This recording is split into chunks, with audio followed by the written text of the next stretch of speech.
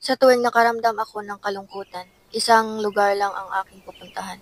Sa gubat, doon ko ibuhos lahat ng mga hinanakit ko sa buhay. Pwede ako umiyak ng malakas doon. Walang ibang makarinig kundi ako lang at ang mga ibon na kumakanta sa ibabaw ng mga puno at ang presko at napakabangong hangin na para bang niyakap ako habang umiiyak. Masakit isipin na parang mag-isa ka lang. May kasama ka nga, para namang wala. Ang gubat lang ang nakaalam kung anong problema ko. Kahit walang nagtanong sa akin doon, pero sinabi ko ang lahat para lang kahit papano mawala kahit kaunti ang nararamdaman ko. Hindi ako makwentong tao. Mahiyain akong tao. Magulang, kapatid, friends o kahit matalik kong pinsan, ang masayang ako lang ang kanilang nakikita. Sa bagay, hindi rin naman ako palakaibigan. Gusto ko lang sa loob ng bahay. Kasi ayaw kong makarinig ng mga masamang salita. Kasi madamdamin akong tao.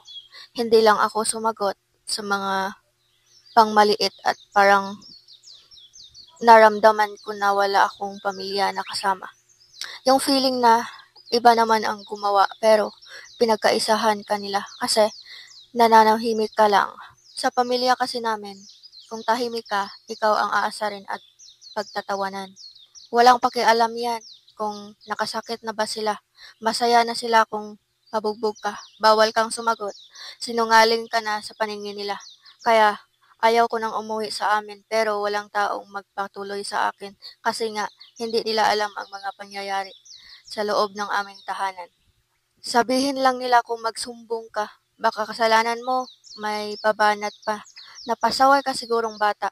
Mga bata talaga ngayon, maglalayas na kung pagsasabihan lang ng magulang. Huwag naman kayong ganyan, umuwi ka na sa inyo. Makinig kasi kayo, wala kayo dyan kung wala ang mga magulang niyo. Masakit makarinig ng walang maniniwala sa'yo. Di porket mga magulang kayo, pwede nyo nang pahirapan ang mga anak niyo. Sana hindi na lang kayo nag-anak. Ang gusto lang ng mga anak na nakaranas ng mga pangbubuli sa school, pati ba naman sa sariling tahanan at pamilya nakaranas siya ng ganyan. Sana malampasan nyo rin kung sa inyo ba gawin yun. Masaya ba kayo? At wag na kayong mag-anak kung hindi pantay ang maiparamdam ninyo sa inyong mga anak. Siguro, mas mabuti kung pag-isipan ng maayos, hindi lang natin isipin ang saya pag may anak. Dapat ready na kayo na kailangan kayo ng mga anak nyo sa emotional, physical, mental health at financial bago kayo magbuo ng sarili ninyong pamilya. Kasi hindi ka makakapili ng anak. Hindi natin alam kung may problema ang anak natin. Mas mabuti paghandaan kasi hindi mo na maibalik yun. At hindi rin maibalik ang sama ng loob at dinadama ng anak mo na nasa dibdib niya lang tinatago.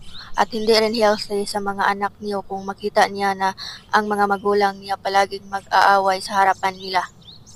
Kaya kung mangbugbog man ang partner niyo, layuan niyo na. Hindi mabuting mapanood sa mga bata.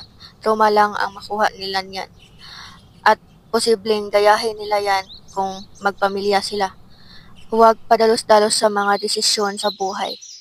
Sa mga kabataan na nakaranas ng katulad sa akin, iiyak mo lang yan. Hindi kailangan magpakamatay kasi kasalanan yan. Magdasal lang tayo, manalangin na sana mawala na ang sakit sa dibdib. Iiyak mo lang yan. Sumigaw ka ng malakas. Maniwala ka, mapagod ka rin. Sa kakaiyak at makapag-isip ng maayos. Hindi din naman yan madaling makalimutan. Pero nagawa mong ikalma ang sarili mo. Pagsubok lang yan.